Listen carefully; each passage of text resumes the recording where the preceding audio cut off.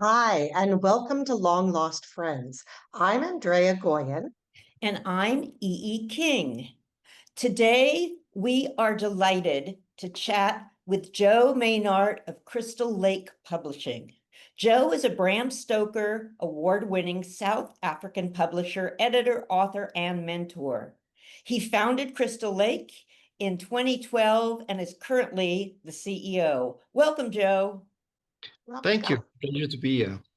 We're happy to have you, and we would love to see your beautiful kitty. So this is in Afrikaans Oh, vleermuis, so it's like a bat. Her name is Bat. oh, she's very Ah, pretty. she's beautiful. Yeah, really, really pretty. Very shy. She looks young. Is she young? Yes. And it's cold here, so they used to being in their beds, snuggled up, normally Mhm. together. So she doesn't want to be here now. Well, thank you for making an appearance back. Yes. Now you can go back to bed. Yes, go back to bed. That's it. Yeah, it's interesting that it's winter there. So, how did you start? I mean, what inspired you to start the publishing company? And then you have so many imprints that you've recently started. I'm curious about both of those things. It's been quite a journey.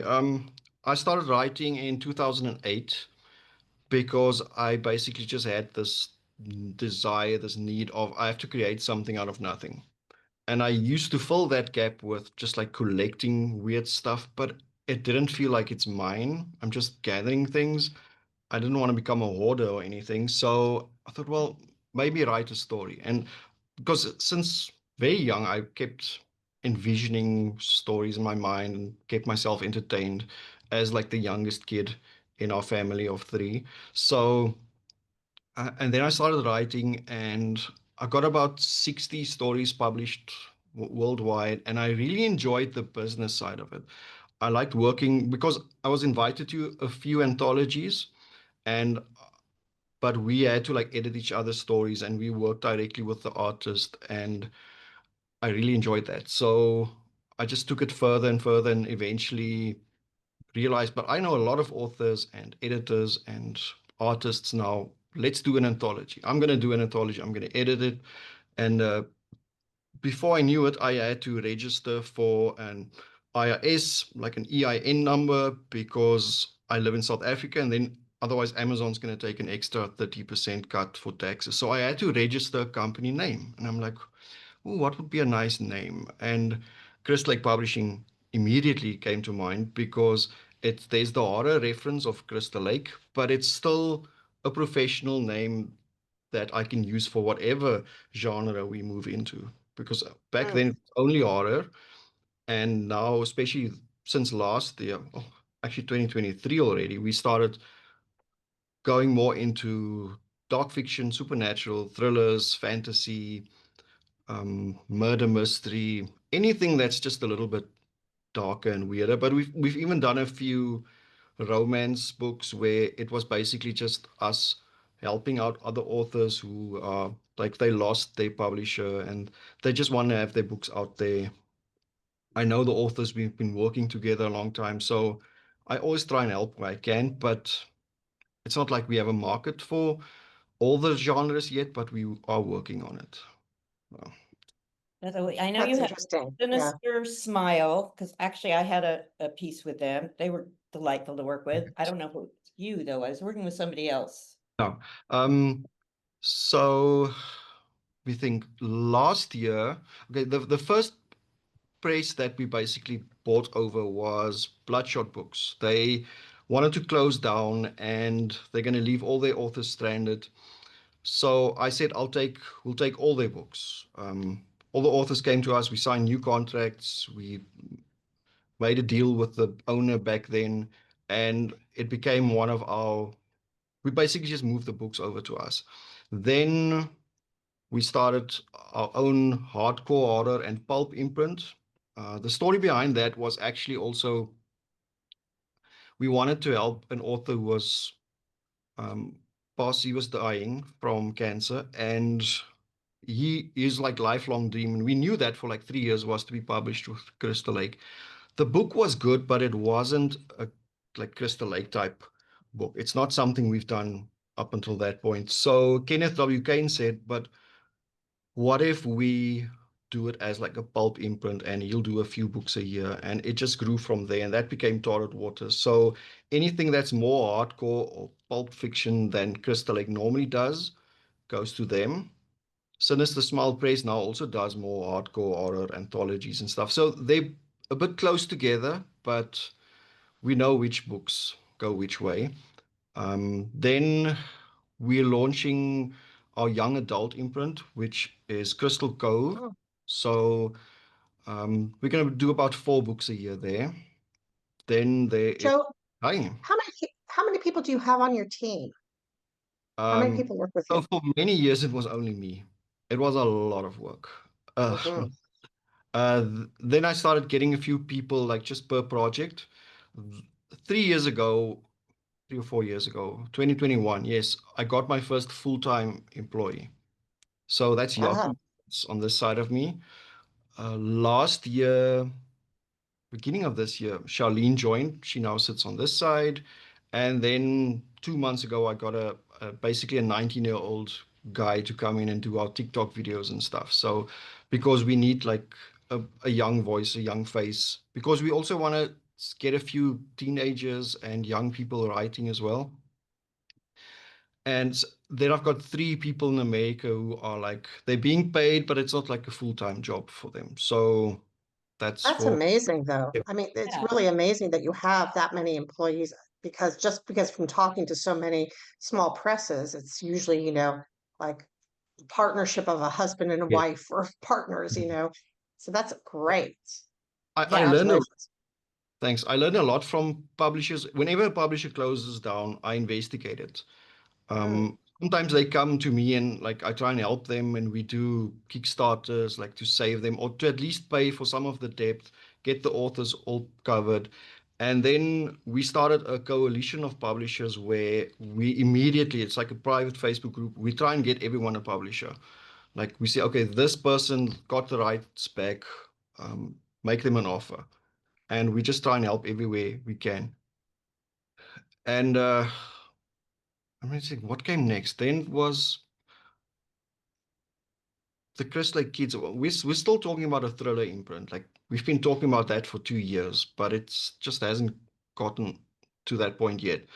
But I've always wanted to do a kids one. So probably 6 years ago, we started with the Chris Lake Kids idea, but we ran into some legal issues with one of the people who was gonna run it, and I'm like, stop it right there. Um, he went on to do his own thing. We stopped it for a few years, and now we're going again, but I'm going to run it myself. So we've got a bunch of children books coming out this year. We started our YouTube channel, which is the Eddie Poe Show.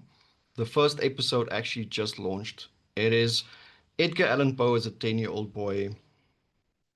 They moved to a new town. He's got a cat uh, called Bones. I actually have him right here.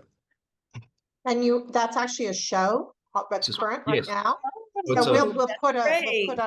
we'll put a link. Look at the cat. It's really cool.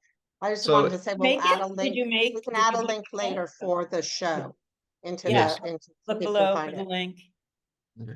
So the Sorry. idea is to, Can oh, you and hold then up Joe again? I mean, Yeah, sorry, I interrupted. Bones. Is it yeah. Bones? So this is Bones. And I got 3 students to, you like to look up at the sky and stuff. I got 3 students. Well, 2 of them are amateur actors. One is a student. She still has a lot to learn, but and then I write the episodes. I got a local author to also help out because he writes a lot more comedy and children's books. Um, So the idea is we're gonna write books based on these characters, but we're also gonna start new characters or like a series of books and make puppets for those characters. And it's not just horror or anything. This is basically for kids 4 to 10 to get them reading.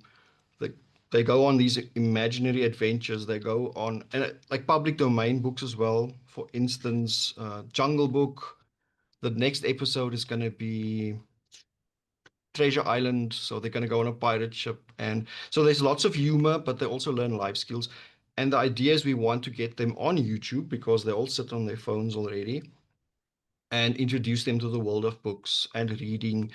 And then we can invite authors onto the show. So actual people are going to come and visit them. The idea is that Tina, the time traveling bookworm, can bring people out of the past, or she can take them somewhere. So Shakespeare can come through the books and have a chat with Edgar Allan Poe, or we can get a singer-songwriter in there to teach the kids how to write their own songs in like 10 minutes. Lots of funny shorts as well, and then promote books, of course. That's Oh, that's amazing. That wonderful. sounds Now, so fun. is that, you also have something called Shadow and Ink, and we'll have Okay. a link for that too. Uh, is that connected to the children's, or is that adults more? So Shadows and Ink is basically when I used to teach primary school.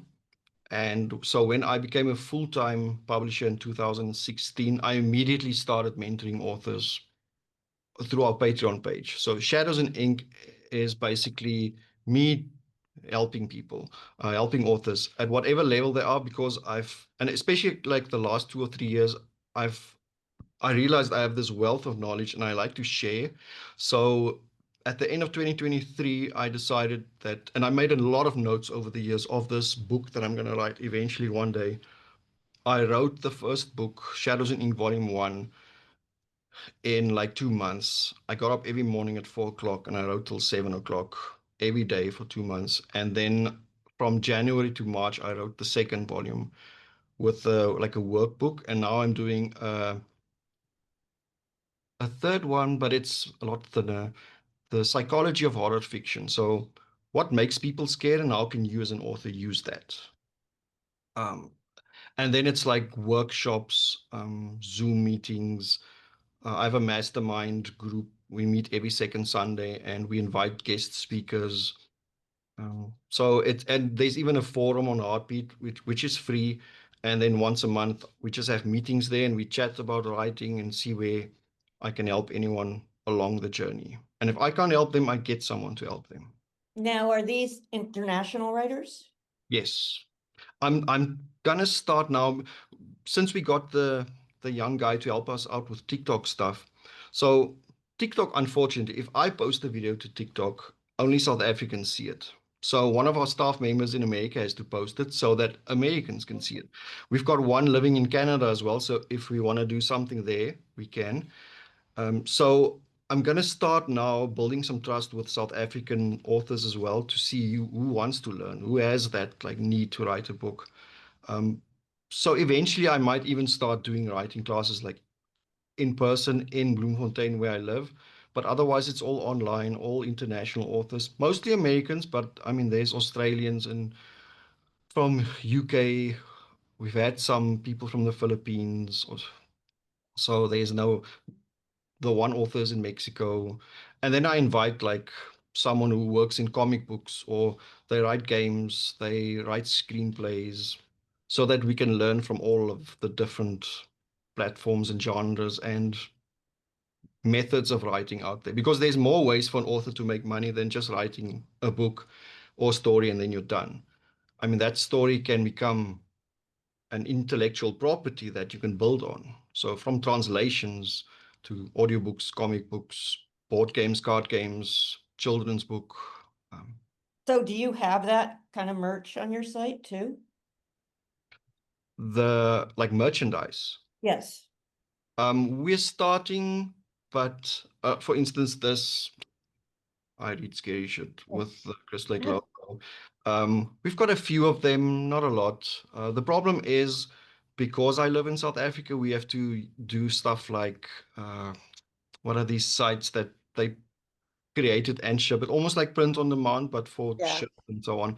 And the profit margin is very small because the production cost is high. We can't do like drop shipping where we create 100 and store them somewhere because I want to see the quality. I want to be the person who ticks off that the quality is good.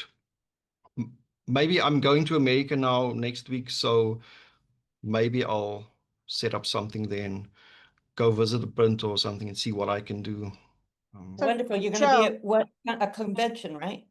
Yes, I'm going to Horror on Main in Harrisburg, Pennsylvania. They invited me as one of the VIP guests, like speaker.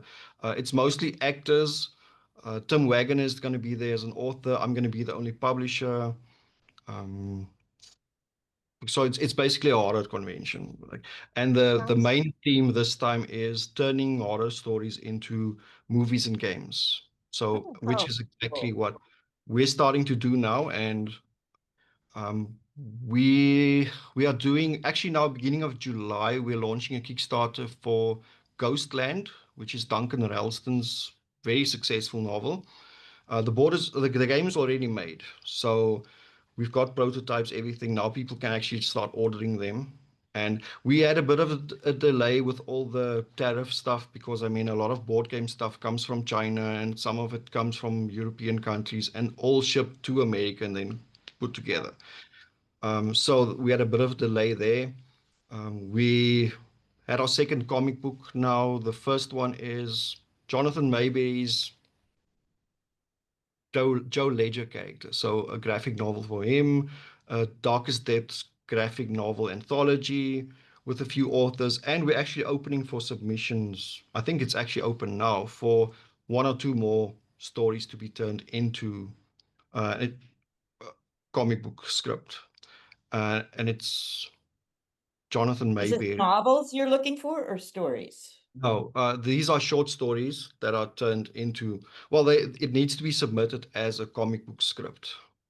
So Oh, like page one, 3 panels, there's the text. It's almost like a movie script where you have to say what happens in the picture and what text will be in the bubble. I see. And then do you have illustrators you work with Yes. or? I'm working with James Aquilone from Monstrous Books. He has a wealth of knowledge when it comes to comic books. He owns something like 10,000 comic books. He's done a bunch of them. He's also very successful at doing Kickstarters, fundraisers, and stuff. So we always work together on these projects and we decide what we're going to do next because we don't want to take too much of a risk. Um, Comic books are extremely expensive. I never knew exactly how expensive until now. So we'll probably do 2 or 3 max per year. We just signed a contract earlier this week, but we can't announce it yet of like a big sci-fi series that's also moving to us. So we're definitely moving more into science fiction as well. Um, we are working with some of the Battlestar Galactica people as well, Babylon 5. There's an author from Doctor Who that we're bringing in. And so there's a lot of stuff we're working on that I can't exactly expand on yet, unfortunately. you And have that's the thing with so much. publishing. It's You do so like much. I'm sorry. far ahead. Sorry, we plan so far ahead. I mean, we're busy with projects now that are only going to be out in like 2028. Wow. Wow. So Um, it's crazy. Joe, I wanted to ask you though, I wanted to go backtrack for a second to Shadows and Ink. So is that actually basically people come to you and pay for help, Okay, that kind of thing? It's there are those pay options, but there's a lot of free stuff as well. So nice. it's a mailing list as well. So you're on the newsletter, and sometimes I just send them out and say, listen, I'm going to be online for an hour Saturday. Pop in, ask me questions, let's just chat. And or they can just email me and say they're stuck on this or that, and I give them some advice. Sometimes it'll take me like 3 days to reply because I get so many emails every day because it's the company business. We have to run the company. We've got authors and staff members to like give attention, and then the authors that I help, and then bookstores and a lot of requests and stuff.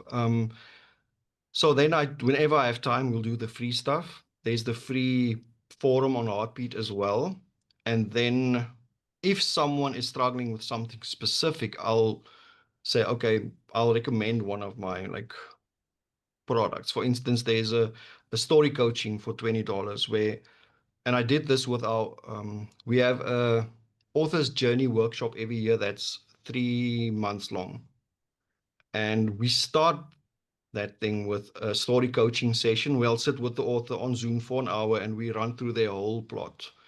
And we look for any obstacles. We figure out every scene, every major turn, the voice, the backstory, the climax, everything. And then they start writing, and there's like deadlines and check-ins and all that stuff.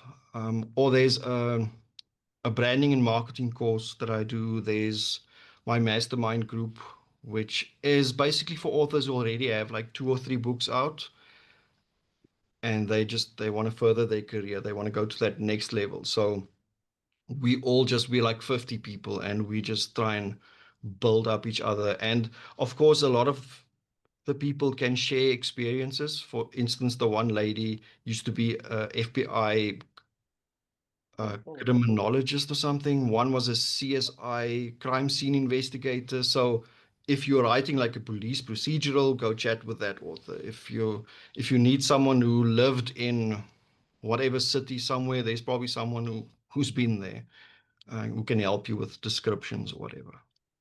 That's amazing. That's It's really not really great. for making money for me, but the money does help because it goes right into our marketing budget for like the books, which is Mhm. important because you can't just rely on book sales to pay for the next book's marketing, right? Unfortunately, book sales go up and down, so we always look for different ways to keep the money coming in so that we can test out new marketing stuff because Facebook ads changes every now and then, Amazon ads changes, and we have to keep testing and trying new things, and it costs money. But at least then the author doesn't have to test it. No, we'll do it. Now, you are able to make this through the books that you sell? Sorry, Right, you're able to support this with the books with your books, basically, that oh, you're selling. it's a combination of Patreon, which is our monthly subscription based. Money comes in from there. We've got my Shadows in Ink books, all the Shadows in Ink author workshops and everything, book sales, audiobooks, translation deals with other companies. And the money for the board games and the comic books haven't started coming in yet, but that'll come in before the end of the year. So we're always looking at where we can find new ways of getting the books out there so that we can create a new source of income. Because in the end, it's still a business, and if we do bad business, it's going to hurt the authors. And if we don't have a marketing budget, the books aren't going to make it at all. So I'm always thinking of like how to combine the creative process with the business side. And so far, so good. I'm That's happy. That's a wonderful. skill. Now, I have actually 2 questions. One is, I think I published Tales from the Lake, like one of your early anthologies, and I Yeah. got author copy sent to me. I was in America then. So do you have like, I mean, you're in South Africa. How do you Yes. manage that? Um, we're using printers all over the world, so it's basically print on demand, Ingram Spark, and okay, now Amazon also does their own printing. And that's the thing, like a lot of the books, I've never even physically seen them. We only recently started ordering books from America because the postage got cheaper and more reliable. 10 years ago, if anyone sent me an author copy or a signed book, I remember when Kaylee was born, she's now 6, turning 7 in December. Some authors sent gifts to as well, and nothing reached me. Nothing. Like Oh. everything got lost, or they would burn down the depot in Johannesburg or Cape Town. So, but now we can do it. So, and when I go to America now, I ordered a bunch of books to sell there, but I ordered extra ones so that I can bring a bunch of them home, put them on my bookshelf. Eventually, I'd love to have every Crystal Lake book ever in this office. That would be a dream come true because we don't have the printing facilities here. If I want to print books, it needs to be a print run of 100. And I don't have a market in South Africa. I've never even attempted it. It's too expensive. The quality is not good enough. The people aren't trusting digital and online sales that much. So but I am going to start doing it with the kids' books. So that's why I want to use local authors and artists and actors a lot more so that we can do school events and sell books. So I'll do print runs for those books. Oh, nice. And library events maybe too, huh? Yes, definitely. And what age did you teach? 11-year-olds. So That's right. mostly grade 5, but some grade 4, some grade 6 and 7, but mostly 11, which is a nice age because they're still like kids. Some of them are a bit naughty, but they're still kids. From 12, 13, it gets very difficult. That's very tough. Yeah. The bad thing was when I taught for 13 years, I think. My first year, we had 33 kids in a class. And every year it just got more and more, and the class stays the same size. By the time I left, it was 44 kids in a class. And like 3 years later, when I talked to some of my friends, there was the odd 50 plus classroom. Like you can't teach them, you can't help them, you can't Mhm. focus on individual learning methods. So Yeah. I just couldn't help them anymore. So now I find a different way of helping people. Yeah, well, it's nice too because, and you've also mentioned that a lot of writers, I guess, come to you and say, I have this book, can you help me out here? Do they just find you or and approach you Um, or I'm stop by? quite easy to get hold of. Um, My email account is Charlene handles the email account now, but whenever there's something important that's just for me, she'll mark it in red and I'll try and get to it before the end of the day, which is not always possible. But yes, so just an email to chrislakepub@gmail.com, Facebook. I run most of the social media accounts myself, except for Instagram and TikTok. Um, Doing a lot on YouTube now as well, but just a Facebook message or an email is the best way to find me, or sign up to the Shadows in mailing list because I run that myself as well. And when do I sleep? Not much. That was one of my questions was when do you sleep? Um, It's amazing. I'm like, I'm it's tired. I'm ready for a nap after listening to you. I know, no wonder your cats are sleeping. I've I've gotten used to long hours, so I'll work from 8 in the morning till 11 at night. That's my normal day. But I mean, there's a lot of like, then I go make some coffee and I sit outside in the sun a bit and like just relax or think something, play a game with my kid for like 20 minutes, and then I'm back. So it's like in and out the whole day, which is difficult to try and switch off. But on Saturdays, I try and finish here by like noon, 1 o'clock. And if possible, I'll only start working Monday morning again. It's not always possible, but most of the time. So I'm not scared of working hard. But I mean, there is. I learned over the years that you can work hard, or you can work smart, or you can do both of them. So I'm trying to find that balance. But I see as I get older, it's not as easy anymore. Some days are harder than others, and just like sitting down the whole time. So I have to do a lot of exercise throughout the day and just get up and walk and stretch and get the blood flowing again. Because a career where you sit a lot, um, it's not good on the heart. So I want to do this for Mhm. a very long time. So I need to take care of the physical and the health aspect as well. That's actually really good advice for, well, anybody who sits at a desk all day.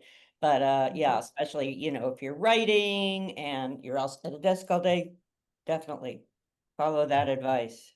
I always tell the authors as well, like, it's nice to write, let's say 5 hours today, but then, I mean, physically, you're going to feel it the next day, mentally, you're going to be drained, and then you write nothing the next day. It's better to just write 1 or 2 hours a day, every day, and stick to it. And then you have enough of a life balance where you still go out, you still live your life, you go through all the emotions of a human being, because if you don't, you're not going to be able to write great characters. You have to actually go out and live a life and then come back and write amazing stories and characters. So Yeah, definitely. I mean, and all these writers, I mean, I'm thinking of Jack London just because he he lived that life Mm. completely before he even started writing, and I mean, there's some writers maybe who can just not have life experience, but I think would be very rare.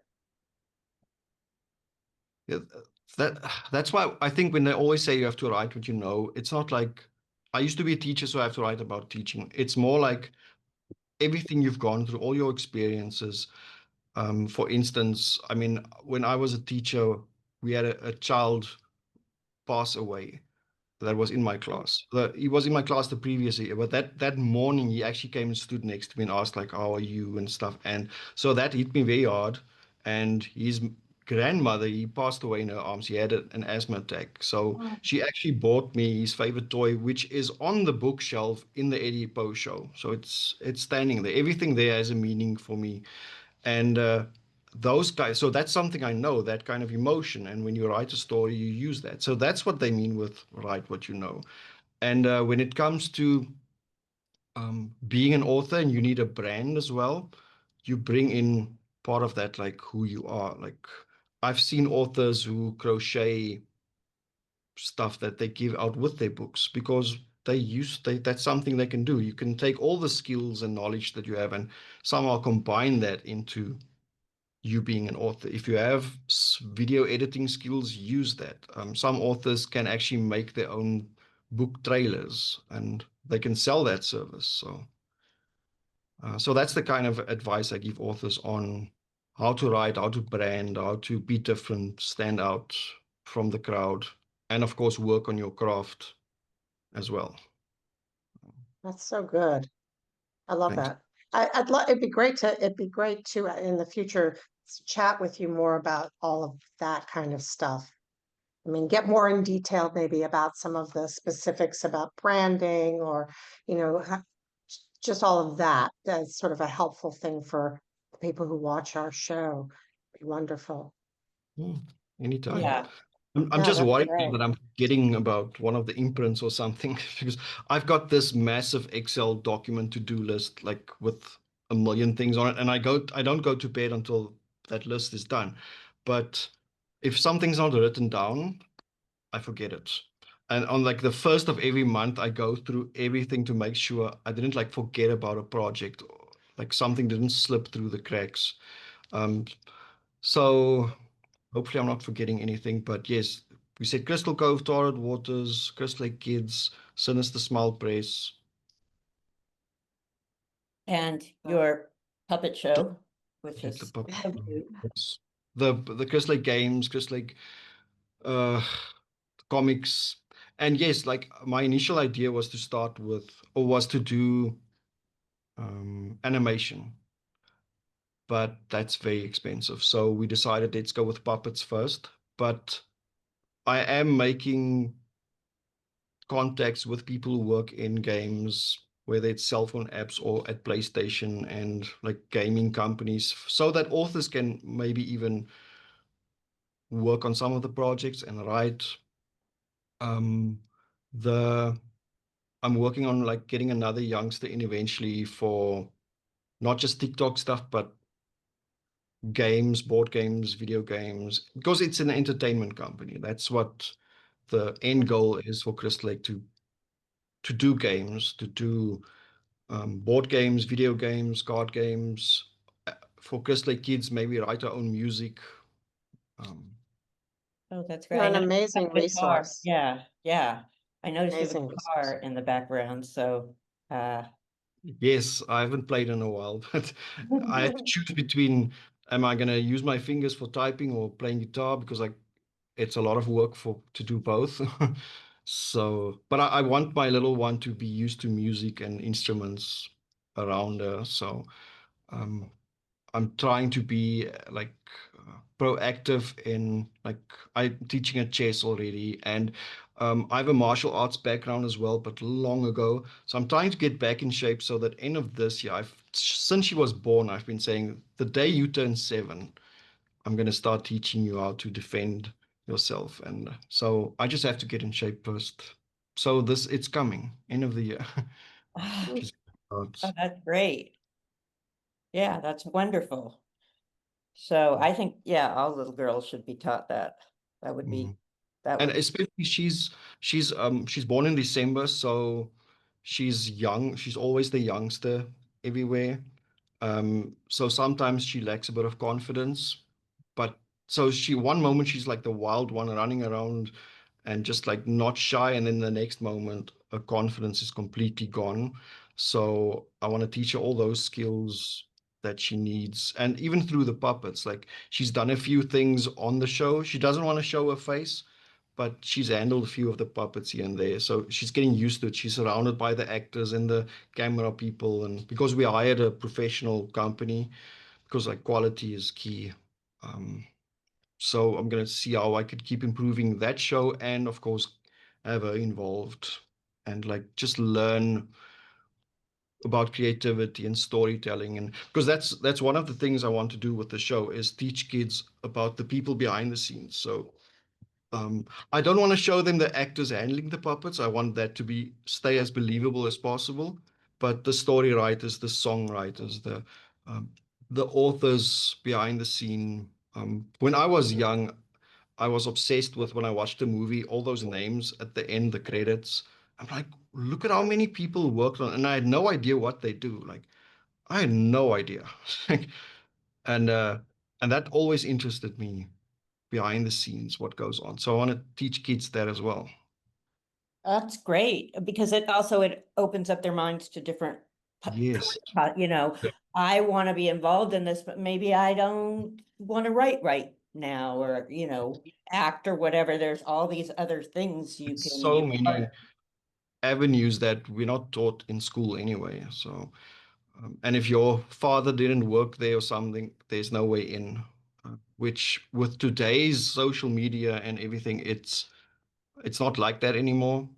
Um, I mean, I actually strategically reach out to certain people who do certain jobs, but first just like to help, to support them and everything. And then eventually, 3 or 4 years down the line, I'm like, listen, we've known each other for a while now. Like, we should do something together. Like, because then I've already built up trust and we've gotten to know each other, and I get like a foot in the door. I help them, they help me, or they just give me some advice. They put me in touch with another contact, and so it just builds up. And you can do that for your kids as well. Um, I joined I hardly ever get out of the house, but I joined a local business network social things. So there's a lot of other business people there because I want Kaylee to like if she says like she's interested in a specific type of job, I said, let's go work for that guy for like a holiday and see if you still like it. So just planning far ahead already. That's great. That's wonderful. So there's so much to talk to you about. I mean, we'll Oh, definitely, I and can keep and you feel free posted. to, email either one of us if you have a specific project you want to talk about, because there's so much there and Yeah, such good advice. I mean, just in this alone. Uh, thank yeah. and I like that, write what you know, because people hear that and they don't realize it's what you know emotionally, not necessarily, oh, you're a teacher, you have to write about teaching, but you've experienced this feeling. So we because always close with the best thing I learned this week. And so I always go first because I do. It does. I do. And usually I talk about some weird science thing, but I'm not going to do that this time. I'm going to talk about the best thing I learned this week is I got cast in a play, and I oh haven't nice. done theater in a long time. Andrea and I used to do theater when we were like 19 in San Francisco. So it's going to be really fun. It's an English theater company called Blue Book Theater here in Barcelona. And we're going to have our first read through on the 30th. So that Oh, That's will be fun. very cool. Oh, Very cool. and one other thing is it's called Hand to God, and it actually has a demonic sock puppet. So when you brought out your puppets, Oh, oh, that's funny. Um, well, the best thing I learned this week was a few weeks ago. But I haven't seen you all since then. So it said Japan has discovered a new type of plastic that completely dissolves in salt water. So they've Oh, come up with this thing, and it looks like, I mean, my thought was, well, what does it dissolve into? But they're saying it's totally biodegradable and it leaves no toxic residues. So it can be formed into harder plastics, softer plastics. So I think that's really promising for the world if we can't get rid like of plastic. So plastic is the biggest like issue, like pollution issue. yeah, so it would be amazing. We've had people on before who are very involved in that. I'm thinking of Craig, was it Elizabeth? Craig, Mark, who I think Marcus, it who was. did who did all the whole thing about the plastics in the ocean. So that was Yeah. interesting. But yeah, And so I our thought that was really bloodstream, cool. Well, microplastics yeah, in it's our all blood. inside of our lungs and brains now. It's in our brains too. It's crazy. So anyway, so Joe, what did you learn this week? Mine is a bit more like motivational. Um, with enough time and incremental steps, you can do anything. I couldn't do public speaking, even as a teacher, like anything bigger than my classroom was too much. If I had to give assembly and like present something and the other teachers were watching, I was sweating. Like I could not do public speaking. Zoom meetings, my camera was off. I would hardly even type in the chats. And then I just started doing more meetings, more meetings. 1 month I did like 40 meetings, and then I started doing more podcasts. I always said no to interviews. And then 3 years later, now I can do live stuff. I'm gonna present in front of a convention, and I'm not even nervous because if you know your like stuff and you're passionate about it and you've incrementally exposed yourself just like a little bit at a time, it becomes so much easier. Like, so who knows what's like, imagine in 10 years what we can do a little bit at a time. I'm Beautiful. very Yeah, excited about Beautiful. that. that is Yeah. wonderful. So We yeah. once a week we do post on our Patreon page every Wednesday, weird and wonderful Wednesday. So any weird facts, like I'm gonna go look for that plastic one. We post that on there, just like something interesting out of the blue, whatever, because I love stuff like that. And I don't even know what we posted last week. I'll have to go check. Can't remember. Oh, that's very cool. Yeah, we always like to end with something like that. Mm. So it's Great. been great talking to you. And like I said, I mean, we could do this whole series of shows on everything you have. It's amazing and They so barely scratched the cool. surface. Yeah. Barely And scratched the surface. Yeah. hey, Well. I I knew I was gonna forget something. We have the magazine as well. Oh, Oh, oh, Like Memento Mori Ink. See, I would have never forgiven myself if I forgot about them. They work so hard, and it's like a whole team, like an editing team. So yes, Memento Mori Ink magazine, the third issue is out, I think in a month. So oh, wow. great. Is that short fiction too? yes, they've got flash fiction, poetry, and then a lot of articles from movies and directors. We had the director of the new Batman movie on there in January. So, and of course, they also have a Patreon page and a blog, and they give young authors a chance to to go on there and actually learn about magazine editing and putting it all together. So it's almost like a teaching school as well. Wow. Wonderful. Well, you heard it here first, kids, maybe. Uh, so yeah, thank you. I'm glad you mentioned that. That's great. Yeah. We'll have links below for everything, all these myriad links. So, and also Joe's email, because apparently he Mm. will answer your questions. And so yeah, just give him a few days. I know he says he does Mm. it that same day, but be patient. I try, but I'll easily fall like 3 days behind, easily. It's like once a month, my email inbox will be empty, and then I'm like celebrating it because it's a miracle. Just once a month. Mm. So thank you so much. It was really, Pleasure. really fun, really interesting. I feel energized and Yes. exhausted. I need a nap first, but then Yeah, we need a nap and then we can do anything. I need. Well, I've got 1 hour off, then I've got a 2 hour workshop after that. So Well, Wow. which ends at we're gonna. 11 p.m. my cutoff time. So Wow. Well, And don't forget to follow us on metastellar.com and our YouTube channel for more Long Lost Friends interviews. And we also have a story time. And stay tuned for all our magazine is run by volunteers, and all the money, our Patreon or for books, goes to paying for new stories. and thank you to Maria Korolov and Alex Korolov for both producing and editing for us. And thank you, all of you, for joining us today. We're just so happy you came. So we'll see you next time. Thank you.